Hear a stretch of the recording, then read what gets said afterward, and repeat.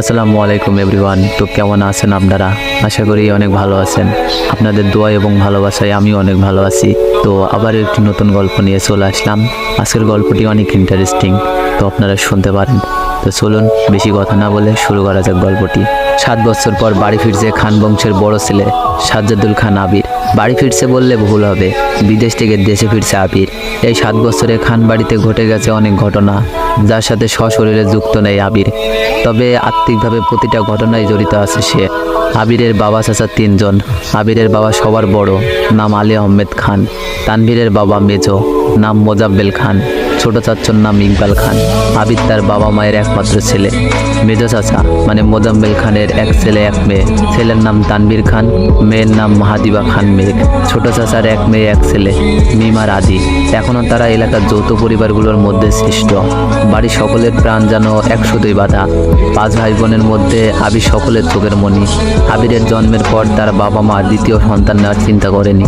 HSC পর্যন্ত সে বাড়িতেই ছিল সবার নয়নের মণি। আবিরের চাঞ্চল্যে মেতে থাকতো খানবাড়ি। আচমকা যেন পরিবেশটা পাল্টে গিয়েছিল। 18 বছর বয়সে আবির হঠাৎ করে স্কলারশিপে বিদেশে পড়তে যায়। বাড়ির সকলের সাথে শারীরিকভাবে যেমন দূরত্ব বেড়েছিল, তেমনই দূরত্ব বেড়েছে মানসিকতার। 7 বছর পূর্বের আবিরের সাথে বর্তমান আবিরের আকাশ পাতাল পার্থক্য। দেখেও যেন চেনার উপায় নেই। 6 ফুট লম্বা ছেলেটা, গায়ের রং শ্যামলা, গাল ভর্তি চাপদাড়ি, চুলের স্টাইল কোনো নায়কের থেকে কম না। তার ফ্যাশন আর লুকে যে কোনো মেয়ে এক দেখাতেই প্রেমে পড়তে বাধ্য। প্লেনে বসে আবির অবলীলায় ভেবে যাচ্ছে অতীতের ফেলে আসা স্মৃতিগুলো। সেই চাঞ্চল্যকর মুহূর্তগুলো এখনও সেই স্মৃতির পাতায়। মাকে রেখে এসেছিল সেই যৌবনের প্রথম দিকে, যখন তার বয়স ছিল 18। সেই সময় মাই ছিল তার একমাত্র বন্ধু। আজ সে 24 বছরের যুবক। এতগুলো বছরের একটা দিনও বাদ যায়নি যে মায়ের সাথে ফোনে কথা বলেনি সে। বাড়ির সকলের সাথেই মোটামুটি কথা বলার চেষ্টা করেছে।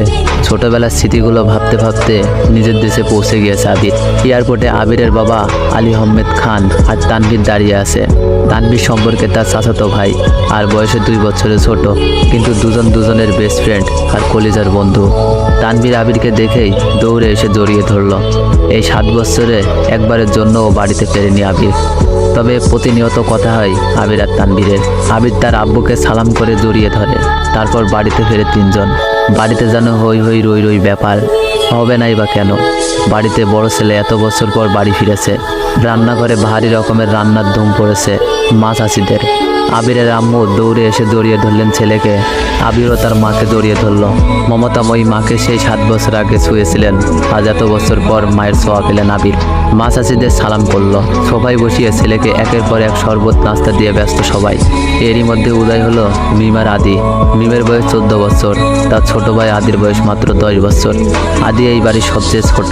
আবির যখন দেশ ছেড়েছিল তখন আদির 3 বছর বয়স মাত্র। ভিডিও কলে দেখতে দেখতে ভাইকে সে একটু একটু চেনে। দৌড়ে এসে জড়িয়ে ধরছে ভাইকে। আবিরও জড়িয়ে ধরছে আদিকে। মিমও আবিরের পাশে বসেছে, খোঁজ গল্প করছে সবাই মিলে। আদি জিজ্ঞেস করছে, ভাইয়া আমার জন্য কি এনেছো? আবির যেই না উঠতে যাবে, মা চাচিরা উঠতে দিচ্ছে না। আগে শরবত খাবি, তারপর উঠবি। আবির তানভীরের দিকে তাকিয়ে বলল, ওই লাগেজটা নিয়ে আয় তো। তানভীর একটা লাগেজ টান দিতে যাবে। আবির আচমকা বসা থেকে দাঁড়িয়ে, ওইটা টান দিবি না। তানভীর সহ বাড়ির সকলেই যেন অবাক হয়ে গেল। আবির আবার ঠান্ডা মাথায় বলল, পাশের লাগেজটা নিয়ে আয়। তানভীরও তার কথা মতো লাগেজটি নিয়ে আসলো। লাগেজ খুলে যে যার মতো জিনিস বের করছে আর জিজ্ঞেস করছে, এটা কার, ওইটা কার? আবির শরবত খেতে খেতে উত্তর করছে, আদির জন্য বিদেশি দামি দামি খেলনা, মিমের জন্য ড্রেস, কসমেটিক্স বক্স, মা কাকিদের জন্য অনেক গিফট, তানভীরের জন্য মোবাইল, একটা ল্যাপটপ, অন্যান্য গিফট। আলাদা একটা ল্যাপটপ আছে। মিম জিজ্ঞেস করছে, ভাইয়া এই ল্যাপটপটা কি তোমার? আবির উত্তর দেয়, না এটা মেঘের। তো পরবর্তী পার্ট খুব শীঘ্রই আসবে।